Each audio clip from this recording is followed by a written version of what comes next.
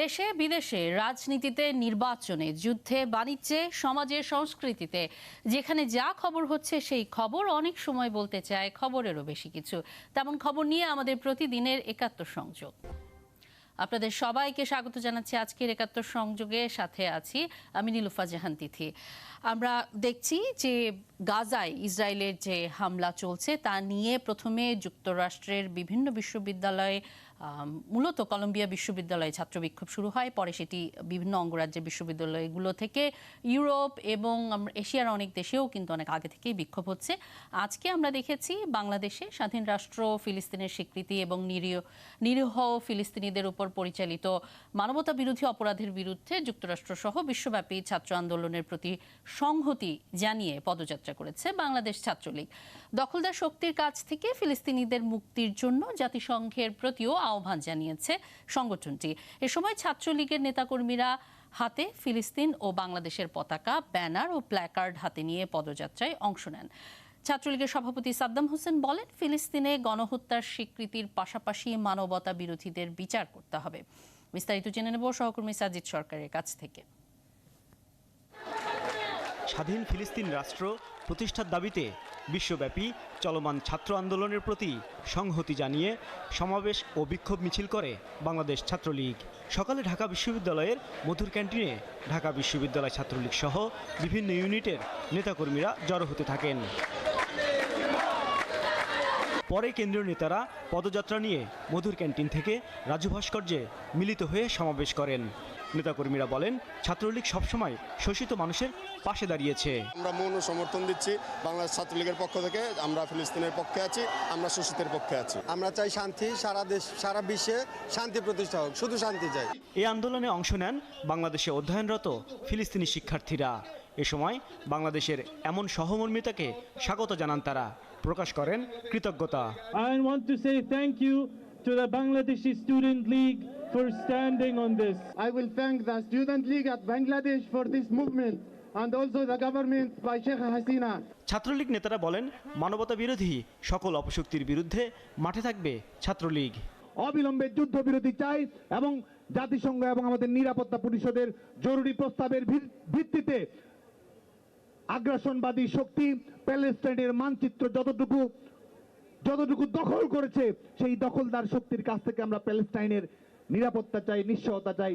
সারা বিশ্বে শান্তি বিরাজে শেখ হাসিনার যে মডেল সেটিকে গ্রহণ করার জন্য আমরা বিশ্ব নেতৃবৃন্দের প্রতি আজকে আমাদের এই বাঁধ ভাঙা জোয়ারের উচ্ছ্বাস থেকে আহ্বান জানাচ্ছি। যতদিন ফিলিস্তিন স্বাধীন রাষ্ট্র হিসেবে স্বীকৃতি না পাবে ততদিন বাংলাদেশ ছাত্রলীগ নানা কর্মসূচির মধ্য দিয়ে প্রতিবাদ জানাবে বলেও জানান তারা। সাজিদ সরকার, একাত্তর, ঢাকা। এবার আলাপে যাব। আমাদের সাথে আজকে অতিথি হিসেবে যুক্ত আছেন ঢাকা বিশ্ববিদ্যালয়ের শিক্ষক এবং গবেষক অধ্যাপক ডক্টর রাশেদা রওনক খান। আমাদের সঙ্গে আছেন জোনায়েদ সাকি, প্রধান সমন্বয়ক গণসংহতি আন্দোলন, এবং আমাদের সাথে যুক্ত আছেন বাংলাদেশ ছাত্রলীগের সভাপতি সাদ্দাম হোসেন। অনেক ধন্যবাদ আপনাদের তিনজনকেই স্বাগত জানাচ্ছি আমাদের আজকের একাত্তর সংযোগে। প্রথম প্রশ্ন সাদ্দাম হোসেন আপনার কাছে রাখতে চাই। শুধু ঢাকা বিশ্ববিদ্যালয়ে নয়, আমরা দেখেছি বাংলাদেশের বিভিন্ন এলাকাতেও কিন্তু আজকে এই যে সারা বিশ্বে যে বিক্ষোভ চলছে তার প্রতি সংহতি জানিয়ে সমাবেশ, পদযাত্রা সেটি হয়েছে।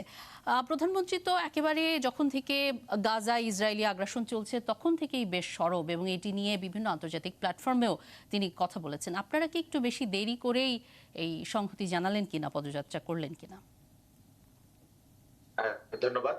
আমরা আমাদের বাংলাদেশ সরকার এবং বিশেষ করে আমাদের প্রিয় প্রধানমন্ত্রী বঙ্গবন্ধু দেশরত্ন শেখ হাসিনা সবসময় আমাদের প্যালেস্টাইনের বিষয়ে সোচ্চার ভূমিকা পালন করেছেন। প্যালেস্টাইনের বিষয়টি বৈশ্বিক ফোরামে তিনি সাহসিকতার সঙ্গে উচ্চারণ করেছেন এবং গোটা বিশ্বকে তিনি পথ দেখিয়েছেন যে ন্যায্যতা প্রতিষ্ঠার জন্য, ন্যায় প্রতিষ্ঠার জন্য, স্বাধীনতার জন্য আমাদের গ্লোবাল লিডারদের কিরকম ভূমিকা হওয়া উচিত। সে বিষয়ে আমরা মনে করি যে বঙ্গবন্ধু কন্যা দেশরত্ন শেখ হাসিনার নির্দেশনা সবার জন্য একটি পথপ্রদর্শক ভূমিকা। এবং শুধু তাই নয়, ক্লাইমেট চেঞ্জের ইস্যু হোক, নারীদের ক্ষমতায়নের বিষয় হোক, সমতার বিষয় হোক, প্রত্যেকটি ক্ষেত্রেই বঙ্গবন্ধু কন্যা ভূমিকা রেখেছেন। বাংলাদেশ ছাত্রলীগ আমরা রেসপন্স করেছি। আমরা সবসময় যে কোনো দেশের শৃঙ্খল মুক্তির সংগ্রামে কিংবা তরুণ প্রজন্মের, বিশেষ করে যুদ্ধমুক্ত বিশ্ব করা, ক্লাইমেট চেঞ্জ জনিত বাস্তবতা, প্রত্যেকটি ক্ষেত্রেই বাংলাদেশ ছাত্রলীগ আমরা সংহতি প্রকার চেষ্টা করি এবং আমাদের বাংলাদেশের পরিপ্রেক্ষিত থেকে যে ভূমিকা পালন করার প্রয়োজন সেটি আমরা করার চেষ্টা করি। জি, বর্তমান সময়ে আপনি এর পরবর্তীতে আপনাদের কি আর কোনো কর্মসূচি আছে কিনা? এবং আমরা দেখলাম ছাত্রলীগের এটি পদযাত্রা হয়েছে, সাধারণ ছাত্রদের যুক্ত করে কোনো পরিকল্পনা আছে কি? দেখুন, আমাদের প্রত্যেকটি কর্মসূচি তো সাধারণ শিক্ষার্থীদের ঘিরে, এবং আজকে বাংলাদেশের প্রত্যেকটি শিক্ষা প্রতিষ্ঠানে প্যালেস্টাইনের স্বাধীনতার সমর্থনে, এবং শুধুমাত্র স্বাধীনতার সমর্থন কিন্তু নয়, একই সঙ্গে চলমান মার্কিন যে ছাত্র আন্দোলন চলছে সেখানে সংহতি প্রকাশ, এবং যে আগ্রাসনবাদী শক্তির কারণে এই মানবতা বিরোধী অপরাধের ঘটনা ঘটছে, হত্যাযোগ্য ধ্বংসের ঘটনা ঘটছে, তাদের বিরুদ্ধে প্রতিবাদের স্পিরিটটিকেও কিন্তু জাগরুক রাখা বাংলাদেশ ছাত্রলীগ তার যে নির্ধারক ভূমিকা, সেই জায়গা থেকে বাংলাদেশ ছাত্রলীগ কাজ করতে চায়। এবং আমরা এই ব্যাপারে যে বৈশ্বিক জনমত তৈরি হয়েছে, কলম্বিয়ান টাইট হিসেবে যেটি খ্যাতি পেয়েছে, সেটি গোটা বিশ্বের প্রত্যেকটি শিক্ষা প্রতিষ্ঠানকে স্পর্শ করেছে। এবং শুধু তাই নয়, আজকে ধর্ম, বর্ণ, জাতি, সীমানা, ব্যারিকেড সবকিছু ভেঙে চুরে চুরমার করে দিয়ে তরুণদের নিজস্ব একটি ভাষা রয়েছে, তাদের যে স্বপ্ন রয়েছে, মিশন নিয়ে তাদের যে প্রত্যাশা রয়েছে, এবং এই যে বিশেষ করে 2023 সালের 7ই অক্টোবরের পর থেকে 34,000-এর বেশি মানুষ, যাদের মধ্যে 70% নারী এবং শিশু, তারা যে হত্যাযজ্ঞের শিকার হয়েছে, এবং তারা হত্যাযজ্ঞের শিকার হওয়া শুধুমাত্র কি যারা আগ্রাসনকারী রাষ্ট্র তাদের দায়, এই আগ্রাসনকারী রাষ্ট্রকে যারা অস্ত্র দিয়েছে, অর্থ দিয়েছে, সহায়তা দিয়েছে, এই বিষয়গুলোই আপনারা তুলে নিয়ে সারা বিশ্বে আসলে যে বিক্ষোভ চলছে, তার সাথে আপনাদের এই সংহতির পদযাত্রা। জোনায়েদ সাকি, আপনার কাছে আসতে চাই। আমরা দেখেছি অতীতে যে সাধারণ ছাত্ররা ঐক্যবদ্ধ হয়ে প্রতিবাদ করেছে, এবং তার মাধ্যমে শুধু বাংলাদেশেই তো যত আমাদের দেশের জন্ম থেকে শুরু করে বড় বড় আন্দোলনগুলোতে ছাত্র সংগঠনগুলো, ছাত্রদের ভূমিকা, এবং সেটি বিশ্বের বিভিন্ন দেশেও এরকম ভূমিকা রয়েছে। এখন আমরা সে ধরনের ঐক্য কি গড়ে উঠতে দেখি? ধন্যবাদ আপনাকে। আমি আমার সহালোচক সহ যারা দেখছেন অনুষ্ঠান, সবাইকে সালাম এবং শুভেচ্ছা জানাচ্ছি। প্রথমেই আমি আজকে গাজায়, বিশেষভাবে পুরো প্যালেস্টাইন জুড়ে যে হত্যাযজ্ঞ, যে গণহত্যা চলছে ইসরায়েলের রাষ্ট্র এবং তার সেনাবাহিনী কর্তৃক, এবং তার পক্ষে যারা মদত দিচ্ছে, তাদের বিরুদ্ধে প্যালেস্টিনীয় জনগণের লড়াই, গাজাবাসীর লড়াই, এবং তার পক্ষে সারা দুনিয়ার জনমত যেভাবে তৈরি হচ্ছে, এবং বিশেষভাবে মার্কিন যুক্তরাষ্ট্রে বিশ্ববিদ্যালয়গুলোতে যেভাবে শিক্ষার্থীরা একটা নতুন আন্দোলনের সূচনা করেছেন, তার প্রতি আমার সহমর্মিতা, আমাদের সংহতি, আমাদের আন্দোলনের প্রতি সর্বোচ্চ একটা আমাদের সমর্থন আমি প্রথমে ব্যক্ত করছি। যেটা প্যালেস্টাইনে হচ্ছে, এর নির্মমতা আসলে ব্যাখ্যা করার মতো ভাষা আসলে আর কারো কাছেই নেই। ইতিমধ্যে 40,000 উপরের মানুষকে হত্যা করা হয়েছে। এটা একটা একতরফা গণহত্যা। যতভাবেই এটা ব্যাখ্যা করা হোক, নানা ধরনের যুক্তি তৈরি করা হয়, কিন্তু সেই সব যুক্তিগুলো যে ঠুনকো, আজকে সবচেয়ে আশার দিক হচ্ছে এইটা যে খোদ মার্কিন যুক্তরাষ্ট্র, যারা এই মানে ইসরায়েল সরকারের একজন খুব ঘনিষ্ঠ সমর্থক, তাদের সহায়তা করি, তাদের কাছে অস্ত্র, অর্থ, সব ধরনের সহায়তা দিচ্ছে, তাদের খোদ নিজের দেশেই ছাত্ররা, শিক্ষার্থীরা, তাদের সাথে অনেক শিক্ষকরা আছেন, অনেক মানুষরা আছেন, যুক্ত হয়েছেন, এবং এই যে প্রচারণা যে ইসরায়েল তার আত্মরক্ষা করছে, এটা ভেঙে দিয়ে প্যালেস্টিনীয় জনগণের উপরে যে একটা একতরফা গণহত্যা চলছে, সেইটাকে তারা উন্মোচন করছেন। সবচেয়ে গুরুত্বপূর্ণ দিকটা হচ্ছে যে তাদের আন্দোলনের মধ্যে দিয়ে ঘোষণা আসছে যে সকলে মুক্ত না হলে আমরা কেউই মুক্ত না। এর মতো দুনিয়াব্যাপী একটা, যাকে বলে যে নতুন আবেদন আর কি হতে পারে। তারা বিরোধিতা করছেন কলোনাইজেশনের, যে ঔপনিবেশিক বর্ণবাদী, যে জাতিবাদী একটা হত্যাযোগ্য, একটা ক্লিনজিং, নির্মূল করার একটা তৎপরতা চলছে, তার বিরুদ্ধে তারা দাঁড়িয়েছেন। তারা ধর্ম, বর্ণ, জাতি এইসব অতিক্রম করে একটা মানুষের যে বাঁচার অধিকার, তার যে স্বাধীনতা, তার পক্ষে দাঁড়াচ্ছেন। এবং এইটা যুক্তরাষ্ট্রের শিক্ষার্থী সমাজ আজকে একটা নতুন উদ্বোধন, যাকে বলে সংগ্রামের, সেটা বিশ্বব্যাপী তার একটা নতুন আলোড়ন তৈরিতেও সহায়তা করবে। খোদ যুক্তরাষ্ট্রের গণতান্ত্রিকরণ এবং বিশ্বের গণতান্ত্রিকরণে ভূমিকা রাখবে বলে আমি বিশ্বাস করি।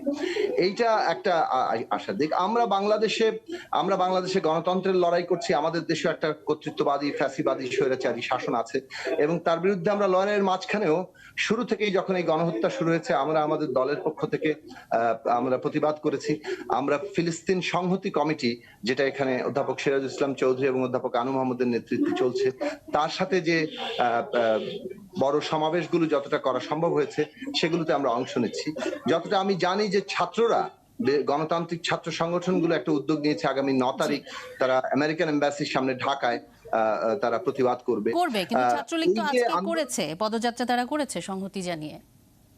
আমি আরেকটা কথা যুক্ত করতে চাইছি যে সকলেরই আন্দোলন করা দরকার। ছাত্রলীগ আমরা আজকে থেকে দেখছি যে তারাও প্যালেস্টাইনের পক্ষে দাঁড়াচ্ছেন, কিন্তু বাংলাদেশে এটাও প্রশ্ন মনে রাখা দরকার যে আমাদের যে বড় আকারে আমাদের দেশে যে ছাত্র আন্দোলনের ইতিহাস ছিল, যেটা আপনি বলছেন, সেই ইতিহাস অনুযায়ী ফিলিস্তিনের পক্ষে যে বড় বড় সমাবেশ, বড় বড় প্রতিবাদ হয়েছে, আজকে সেটা যে মানে ওইভাবে দাঁড়াচ্ছে না, তার একটা বড় কারণ কিন্তু আমাদের দেশের সাধারণ গণতান্ত্রিক পরিবেশ এবং বিশেষভাবে শিক্ষাঙ্গনগুলোর গণতান্ত্রিক পরিবেশ বেশ ভীষণভাবে রুদ্ধ।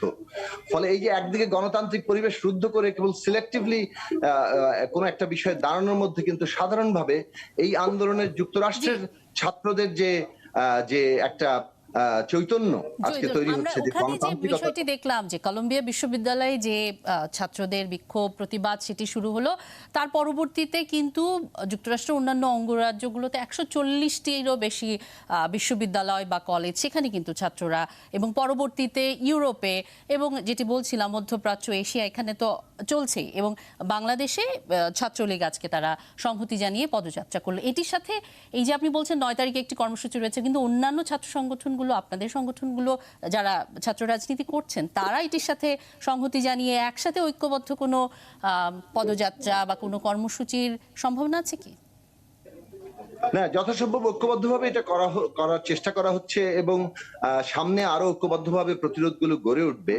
তো যে কথাটা আমি বলছিলাম যে আমাদের দেশে যে গণতান্ত্রিক পরিবেশ রুদ্ধ হয়ে আছে, ক্যাম্পাসগুলোতে যেভাবে ছাত্রদের মধ্যে একটা ভয়ের রাজত্ব তৈরি হয়েছে, তার ফলে যে প্রতিরোধের জায়গা, এমনকি দেশে প্রধানমন্ত্রী প্যালেস্টিনীয়দের পক্ষে মানে তার এক ধরনের অবস্থান মানে ঘোষণা করা সত্ত্বেও কিন্তু এই ভয় কিন্তু কাটে না।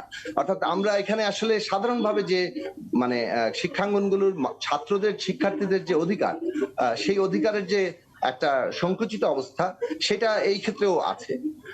এমনকি ছাত্রলীগ আজকে করছে, কিন্তু অন্য ছাত্র সংগঠনগুলো যদি মানে এই প্রতিবাদ করতে চায় ক্যাম্পাসগুলোতে, সেটা কতটা সেই পরিবেশটা আসলে নিশ্চিত হবে সেটাও কিন্তু এখন বাস্তবতা নেই। ফলে এইগুলো একটা ব্যাপার, কিন্তু আমি আশা রাখি আবারও আসবো আপনার কাছে, অবশ্যই আসবো। অধ্যাপক ডক্টর রাশেদা রওনক খান, আমরা সাদ্দাম হোসেনের কথা শুনলাম, আমরা জুনায়েদ সাকির কথা শুনলাম, এবং সেখানটা আমরা দেখলাম আমাদের দেশে আসলে ফিলিস্তিনের প্রতি সংহতি জানিয়ে যে পদযাত্রা বা যে কর্মসূচি, সেই জায়গাটাতেও আমরা দেখছি দ্বিধা রয়েছে, সেই জায়গাটায় অনৈক্যের জায়গাটি রয়েছে। আমরা যেমনটি বলছিলাম যে ছাত্র রাজনীতিতে একটা সময় আমরা দেখেছি ঐক্যের একটি জায়গা, সেটি আমরা কেন দেখি না? এই বিষয়টি নিয়ে আপনার মন্তব্য জানতে চাই।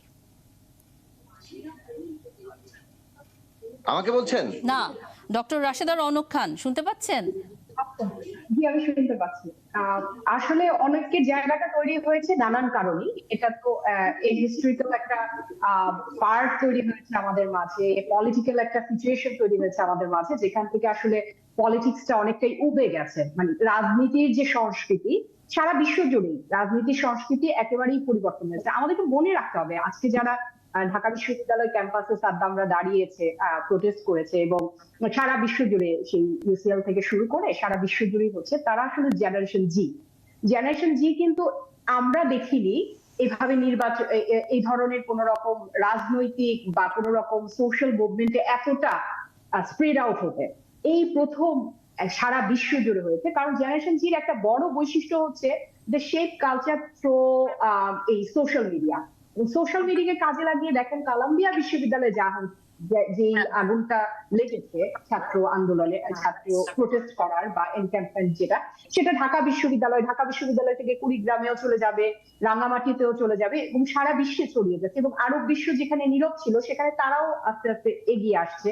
সাউথ এশিয়ান কান্ট্রিজ গুলো নিশ্চয়ই আমরা কয়েকদিনের মধ্যেই দেখতে পাবো বিশ্ববিদ্যালয়ের ছাত্রছাত্রীরা দাঁড়িয়ে যাবে, প্রোটেস্ট করবে। অর্থাৎ অরাজনৈতিক বিশ্বে রাজনীতির আমরা কিছুটা দেখতে পাচ্ছি। যে আসার আলোটা আসলে এডওয়ার্ড সাইড অনেক বছর আগে অরিয়েন্টালিজম থেকে শুরু করেছিলেন।